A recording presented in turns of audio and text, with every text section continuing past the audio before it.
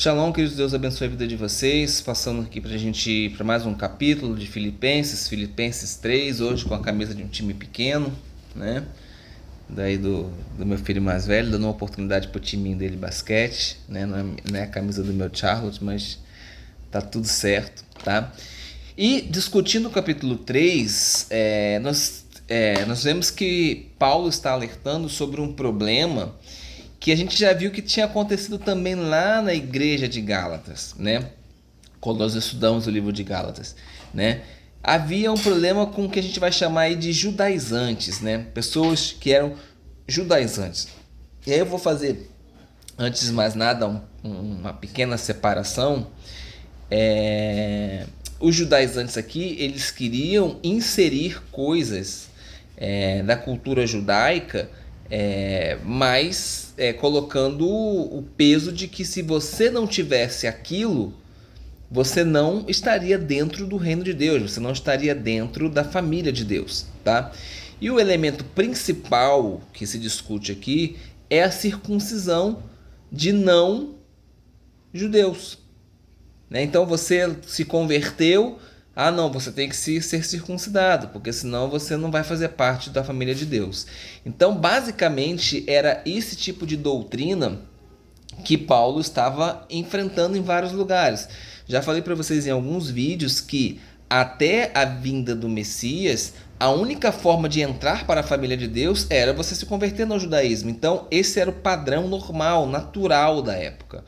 Então, quando vem o Messias e mostra que isso é insignificante perto da graça que ele traz, né? Que isso não é um elemento que te acrescenta espiritualmente nada perto da fé do Messias, isso gera uma confusão dentro da igreja, porque tem judeu que acredita que tem que fazer, tem judeu que acredita que não tem que fazer, né?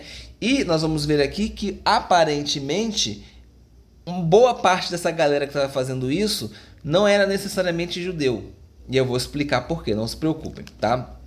Então, quando Paulo começa aqui, alguns autores acreditam que ele ia encerrar a carta por ali, mas aí ele recebe de repente uma notícia a respeito daquilo que estava acontecendo na igreja e ele resolve continuar a carta, né? Porque você vai vendo aqui pelo versículo 1, né? Para concluir, meus irmãos, alegrem-se em união ao Senhor. E aí de repente ele entra num outro assunto, tá? Então alguns autores acreditam que ele recebe de repente uma notícia ou lembra de alguma coisa e ele dá continuidade à carta, tá? Já o David Stern, ele entende de outra forma. Ele só vê o ensino do capítulo 2, que foi apresentada de forma positiva, sendo agora trazido de uma forma negativa. Então, o que se falava no capítulo 2? Que a gente não deveria se gloriar, que a gente deveria ter um espírito humilde, né? Só que ele apresenta Jesus como uma referência, né? Uma referência positiva. E aqui ele mostra exatamente a falta de humildade, a falta aliás, o excesso de orgulho, né? Gerando algo negativo, tá? Nós temos essas duas condições. E aí é interessante pelo seguinte, olha só. Paulo ele fala que ele não confia nas qualificações humanas. Porém, ele vai e apresenta qualificações humanas, né? Paulo faz isso para se orgulhar? Não, Paulo não faz isso para se orgulhar. Ele simplesmente está dentro de um debate, está apresentando para a igreja, né, local de Filipos, elementos para que eles possam enxergar o erro que possa estar acontecendo ali e corrigir. Então olha só que interessante. Se Paulo estivesse disputando com um judeu, faria sentido ele falar, olha, eu fui circuncidado no 8º dia. O outro judeu ia falar assim, eu também fui, né? Eu sou filho de Israel por nascimento. Eu também sou, nasci em Israel, não nasci na diáspora, nasci aqui, né? Eu sou da tribo de Benjamim, mas eu sou da tribo de Judá, eu sou da tribo de Gad, de Assé, de Ruben, Levi, né? Eu sou fariseu, né? Mas aí tudo bem, posso ser fariseu também, né? Então se ele está disputando com um judeu, esses argumentos não fazem sentido. Na minha cabeça isso não faz sentido, né? Então, quando você pega esses mesmos elementos e agora transfere para um não-judeu que se converteu ao judaísmo e se circuncidou, agora faz todo sentido na minha cabeça. Porque quando ele falou assim, ó, eu fui circuncidado no 8º dia, cara. Você se converteu ao judaísmo e foi circuncidado velho já.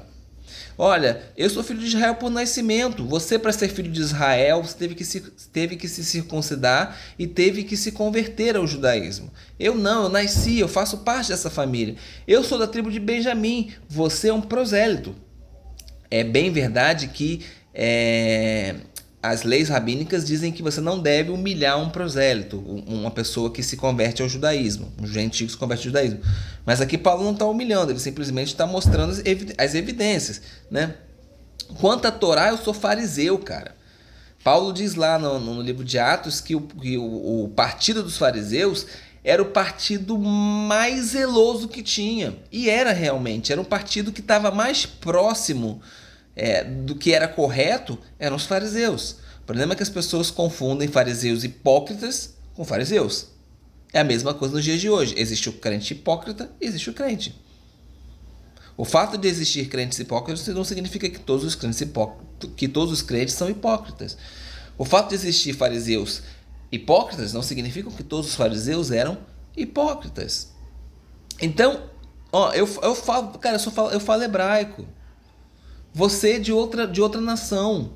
Você se converteu ao judaísmo. Você pode até estar aprendendo a falar hebraico agora, mas eu falo, é natural para mim, eu nasci com isso, né?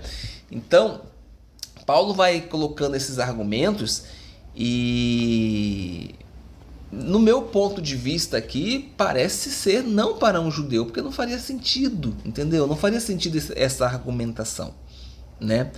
A não ser que ele quisesse se igualar a um judeu e utilizasse a referência de, olha, não, agora eu jogo tudo isso aqui fora porque mais importante para mim é a fé em Jesus Cristo, né? Como ele descreve. Mas assim, numa discussão não faria certo, não faria muito sentido na minha cabeça, não faria muito sentido. Não estou dizendo que eu estou certo, estou dizendo que na minha cabeça não faz muito sentido, tá? E aí Paulo vai utilizar a palavra mutilados circuncisos, né? Catatome, peritome, né? Isso é um jogo de palavras, tá? Ou seja, literalmente cortado no chão, ou então cortados ao redor, tá? Então, o que Paulo finalmente está nos dizendo, né? Não tem vantagem espiritual nenhuma a circuncisão apenas por conta de uma mutilação. E aí ele fala sobre a circuncisão do coração, a circuncisão espiritual, né? O coração espiritual, o ouvido circunciso, né? Todas essas coisas são citadas, são demonstradas. Então, nós vamos precisar entrar aqui numa discussão mais profunda se circuncisão para o judeu é bom ou não é. A gente pode entrar nessa discussão. Mas o que Paulo está querendo dizer para a gente é o seguinte, olha, uma coisa feita apenas na carne não tem valor.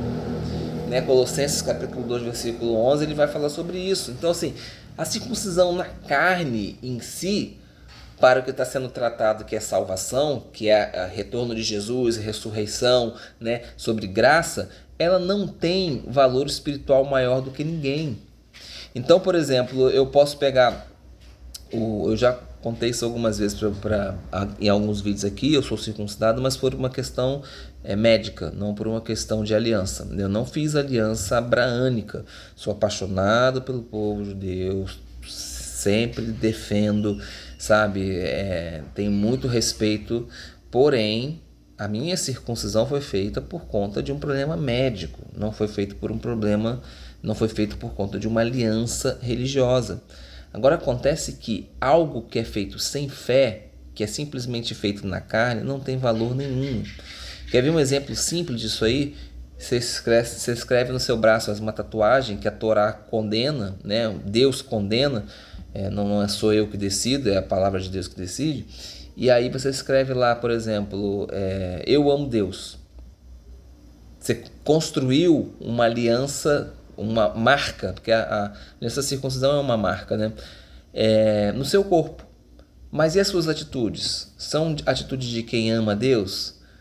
Se as suas atitudes são de pessoas que amam a Deus, certamente você deve fazer isso pela fé, por crer e por obedecer por amor.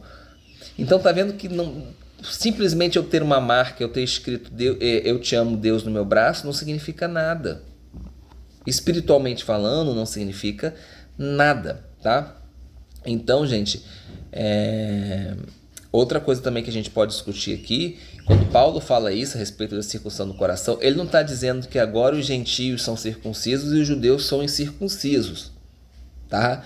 Não é essa o que Paulo está querendo dizer. Esse versículo ele tem vários níveis, né? Então, assim, os judeus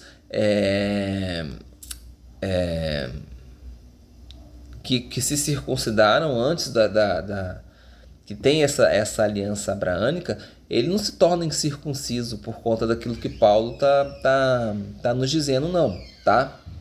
Então, os judeus, eles permanecem judeus. Ele creu em Jesus, a circuncisão, ele permanece dentro da circuncisão, tá? Isso é regra, não tem muito que a gente decidir, tá? Então, o gentio, quando ele passa por uma conversão, quando ele resolve se tornar judeu, né, ele precisa, antes de mais nada, ter uma mudança interna no coração dele. Então, só a aliança por si só não tem muito valor, tá? Então, gente, judeus eles vão ser sempre judeus. Se ele crê em Jesus, se ele não crê em Jesus, se ele é circuncidado, se ele não é circuncidado, ele não faz parte, né, desta aliança, mas ele pode entrar na mesma aliança por Jesus Cristo. Entendeu? Então, assim, vou fazer uma analogia aqui, besta, mas o judeu, ele se converteu. Aliás, ele nasceu judeu, foi circuncidado lá no 8º dia. Né? Viveu uma vida religiosa ali com a Torá. E aí, de repente, ele aceita Jesus Cristo. Né? Então, ele já tem o passe dele. O passe dele seria Jesus Cristo, né? E aí o gentio que não tem a circuncisão, ele tem o mesmo passe. O passe, gente, só tem salvação com Cristo Jesus. Não dá para fazer diferente, tá? Então, outra coisa também que a gente tem que discutir. O fato de um gentio se tornar cristão, ele não se torna judeu, tá? Você tá ali na sua vida, você encontrou Jesus. Teve um encontro com Jesus. Você se torna cristão, você não se torna judeu. E o judeu não se torna cristão, o judeu permanece judeu. A diferença é que você, que é gentio, segundo lá Romanos no capítulo 11, você vai ser enxertado a esta oliveira. Você vai ser aproximado da comunidade de Israel, como Efésios capítulo 2 diz. Né? E o judeu que não crê em Jesus, ele é um ramo desta árvore que foi tirado. Mas Deus é poderoso para reenxertá-lo. Se ele consegue enxertar um mato bravo, que é o gentio, como a própria palavra diz, você acha que ele não vai conseguir enxertar um ramo verdadeiro da própria oliveira? Tá? Então, o gentio não se torna judeu, tá bom? Eu não vejo problema nenhum. Eu, Juliano, não vejo problema nenhum em você usar um kippá na cabeça.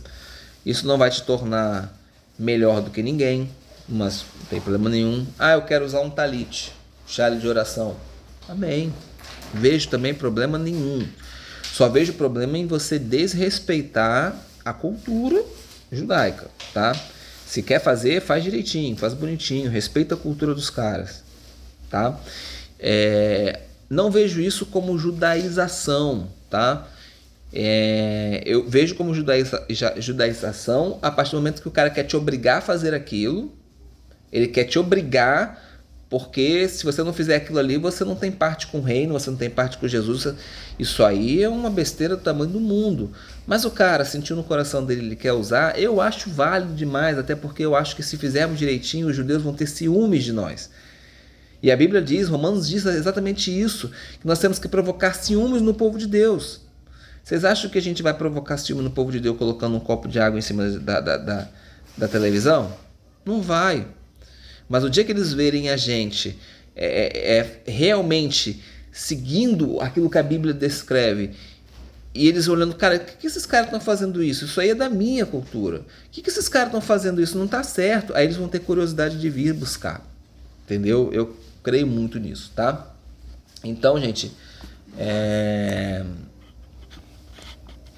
resumindo ali o que Paulo fala, o gentio que se circuncidou ali e quer discutir com Paulo, ele não tem base nenhuma, tá? Para se vangloriar. Pelo contrário, Paulo teria muito no que se gloriar. Só que Paulo faz, sabe o quê? Com aquilo que ele poderia se gloriar, ele diz assim, olha, comparando isso aí com o valor supremo de conhecer Jesus, de conhecer o Messias, né, como meu Senhor, isso aí para mim é lixo. Não é que Paulo está dizendo que não serve, que aquilo ali não foi importante. Gente, para a cultura judaica é muito importante, mas Paulo está fazendo um comparativo simples. Olha, perto de Jesus, de conhecer Jesus, isso é lixo. Jogo fora 1000 vezes, não tem importância nenhuma. Pode jogar, não me importo. Não me importo.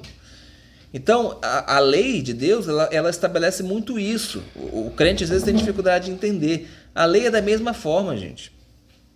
Às vezes, para você guardar, às vezes você descumpre alguns mandamentos para poder cumprir um superior, né? Eu sempre dou o mesmo exemplo aqui. Entrou alguém aqui dentro da igreja e começou a atirar. Eu peguei meu revólver e atirei naquela pessoa. Matei aquela pessoa. Descumpri o mandamento. Mas era mais importante salvar a vida das pessoas que estavam em volta. Então, Paulo não está simplesmente desprezando como se não tivesse importância.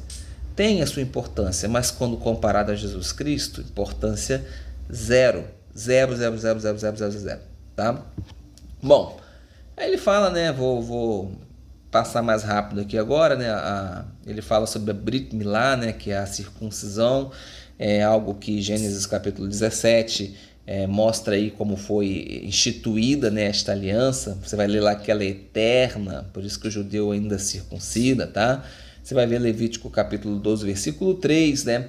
Ele vai falar que ele é filho de Israel por nascimento, tá? Ele não se converteu e se tornou judeu, ele nasceu, né? Ele é da tribo de Benjamim, algo, gente, que nesse período era extremamente difícil você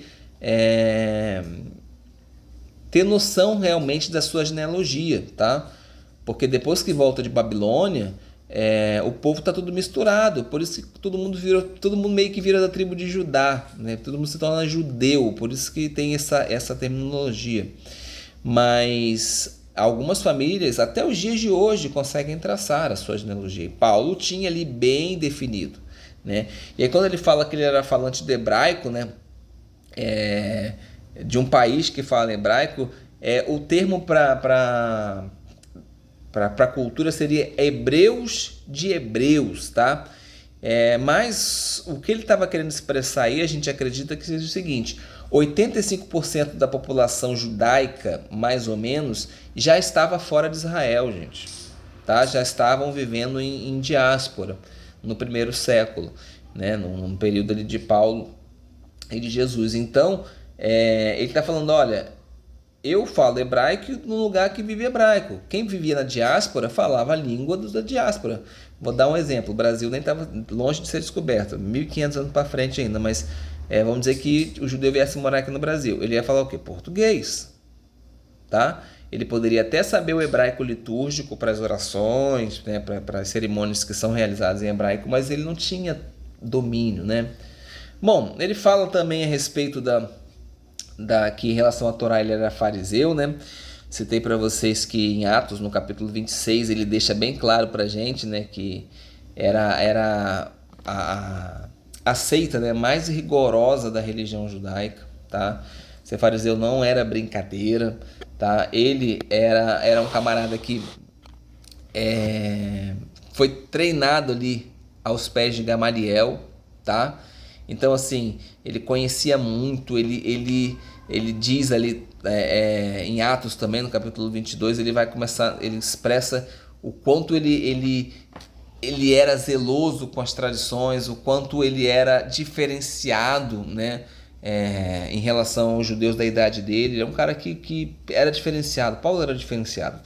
Paulo é tão diferenciado que a gente está hoje em 2023 e ainda tem gente com dificuldade de ler Paulo. E eu confesso que muitas vezes quando vou ler aqui, eu paro, leio 2, 3, 4 vezes, aí presto bastante atenção na vírgula, aí às vezes paro, falo assim, peraí, deixa eu ver numa outra versão como é que tá isso daqui, porque por ter uma leitura difícil, muitas vezes a gente começa a interpretar coisa que não existe. Então a gente tem que ter esse cuidado com Paulo. Eu sempre falo para vocês, cuidado com vós normalmente é para gentil, cuidado com nós, porque nós normalmente é para judeu. Então essas coisas são elementos que nós temos que ter cuidado, né? Bom, ele fala que quanto ao zelo, ele foi perseguidor da igreja, né, da comunidade messiânica, e por consequência de todas essas coisas que ele cita, gente, ele diz que quanto à justiça, né, demandada pela lei, ele era irrepreensível, tá?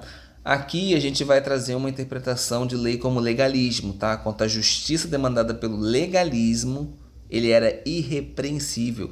Gente, ele cumpria tudo. Ele cumpria tudo que estava ali. Só que faltava uma coisa para Paulo naquele momento, que muita gente confunde até os dias de hoje, que era a primeira exigência da lei, que a gente discutiu lá em Romanos no capítulo 9, que é a fé. Primeira coisa que a Torá te pede é fé. E ele não tinha uma fé, né? Ele exercia a justiça de acordo com aquilo que estava escrito pelo sistema, da forma como o sistema judaico determinou. Então, toda deturpação da lei, Paulo praticava e achava aquilo extremamente justo. É o que nós temos dificuldade hoje. Hoje muita gente fala assim, eu tenho fé, estou seguindo tudo aqui, eu tenho fé. Às vezes você não tem fé, cara. Às vezes você está se iludindo, né? E está se entregando para o legalismo, tá? Guardar os mandamentos de Deus não tem peso para aqueles que amam. Então, põe na sua cabeça, vai ter coisas que você vai ter dificuldade. Vai ter coisa que você não vai querer entregar para Jesus. E fala assim, mas poxa vida, pai, eu faço isso aqui, eu tenho dificuldade de fazer. E é por isso que eu tenho que pedir ao Senhor fé. Aumenta a minha fé, para eu conseguir vencer, para eu conseguir fazer tudo que tem que ser feito. Agora, algo que me chama bastante atenção no estudo do capítulo 3 de Filipenses, vou separar aqui para ler para vocês.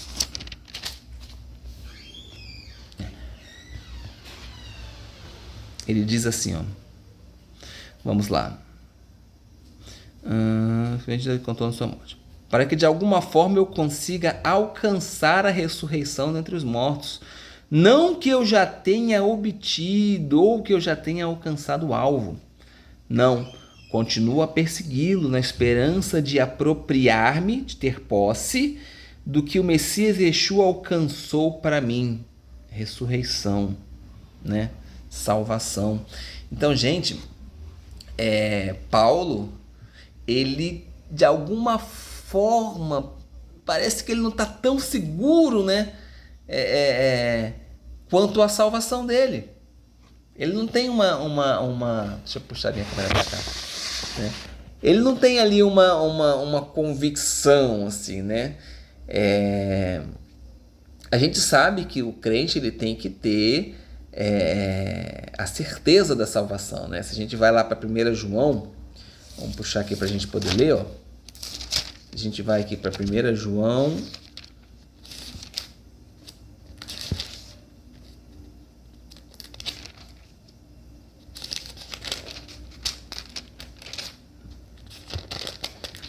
capítulo 5, versículo 11, diz assim,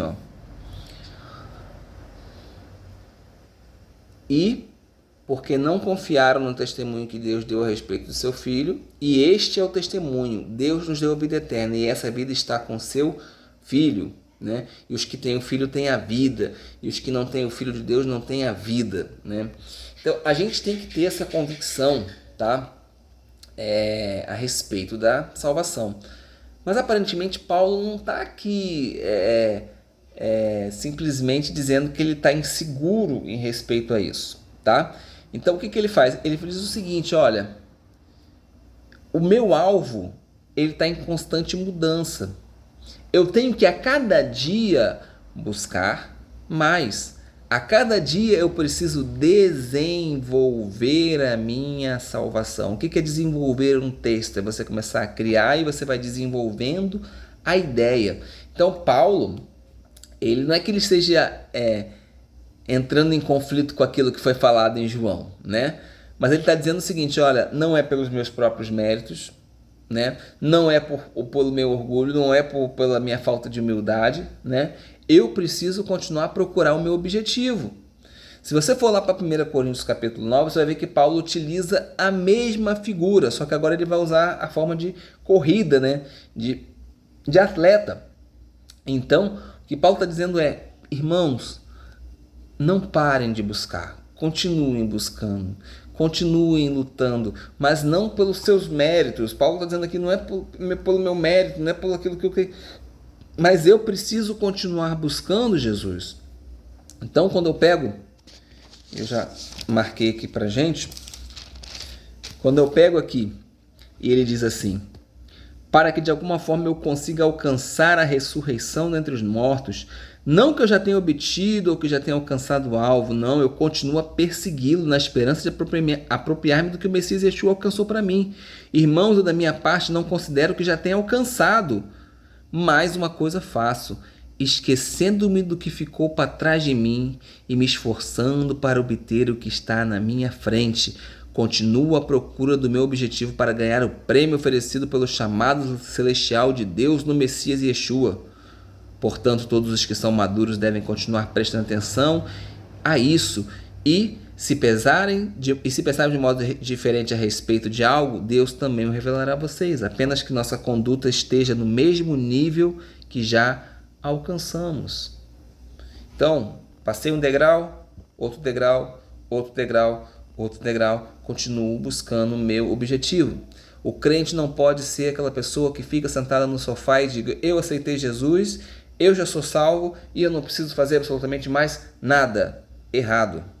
Se a sua justiça não exceder dos escribas e dos fariseus, jamais entrarás no reino dos céus. Então nós temos que melhorar, nós estamos em busca de melhorar. Então eu sempre falo, às vezes a pessoa tem dificuldade de largar um pecado e ela cometia aquele pecado todo dia, ela começou a andar com Deus e o Espírito Santo incomodando, ela já começou a fazer uma vez no mês, daqui a pouco uma vez na semana, daqui a pouco uma vez a cada... fiz ao contrário, né? Ele fazia todo dia, de repente ele começa a fazer a cada 2 dias, depois daqui a uma semana, depois a cada 15 dias, depois a cada um mês, depois a cada 6 meses, e de repente ele olha e fala, cara, as coisas velhas ficaram para trás, né? Para cada dia existe o seu mal. Lembre-se, Deus olha para você, se você se arrependeu dos seus pecados, Deus olha para você daqui para frente. Deus espera de você daqui para frente.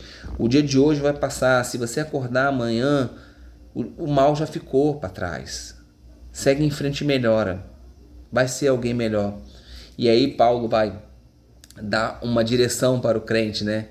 Imitem-me. Irmãos, unam-se a mim. Imitem-me, né? Ou seja, olha, acabei de dizer para vocês aqui que eu estou buscando.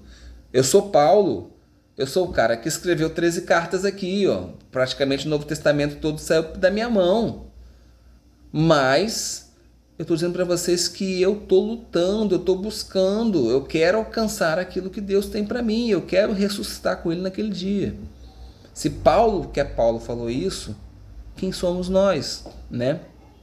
E aí, para a gente finalizar, gente, o versículo 18, versículo 19, para o final, né, para o 21, Paulo vai falar isso sobre... Vou até ler para vocês, fica mais fácil de entender. Pois muitos já lhes disse repetidas vezes, e agora digo novamente com lágrimas, vivem como inimigos da estaca de execução do Messias. Eles foram destinados à destruição. Seu Deus é o estômago, orgulham-se do que deveriam se envergonhar, porque pensam nas coisas do mundo. Porém, nós somos cidadãos do céu, de onde esperaremos o libertador, o Senhor Yeshua, o Messias, né? Então Paulo, ele aparentemente não está falando só sobre os judaizantes que estão tentando circuncidar o pessoal lá no começo, não, tá? Ele está falando de uma gama de inimigos, tá? Que a gente tem, infelizmente, até os dias de hoje, dentro, inclusive, da própria igreja. Pessoas que militam contra o evangelho. que pregam o evangelho, que abrem a Bíblia e falam, mas que militam contra. Como é que milita contra o evangelho, Juliano? Simples, falam, mas não fazem. Exatamente como os fariseus hipócritas, né? E aí, o que acontece? Faz um sermão lindo, a igreja cai no choro, e aí, 2 dias depois, é visto cometendo uma atitude, e aí o irmão da igreja olha, ele tem alguns caminhos para seguir, né? Mas os caminhos normais, onde a pessoa costuma fazer, é ou sair da igreja, né? Ou sair da igreja, ou acha que se o pastor está fazendo errado, ele também tem o direito de fazer. Normalmente o pessoal pega esses caminhos aí. Então, tenham paciência com os pastores de vocês, tenham paciência comigo, cometemos erros, mas quando nós estamos unidos, aí sim você chega e fala, olha, poxa pastor, acho que essa atitude sua não está legal não, acho que não condiz com o que o senhor está pregando. O que o senhor acha disso aí? Vamos orar em relação a isso?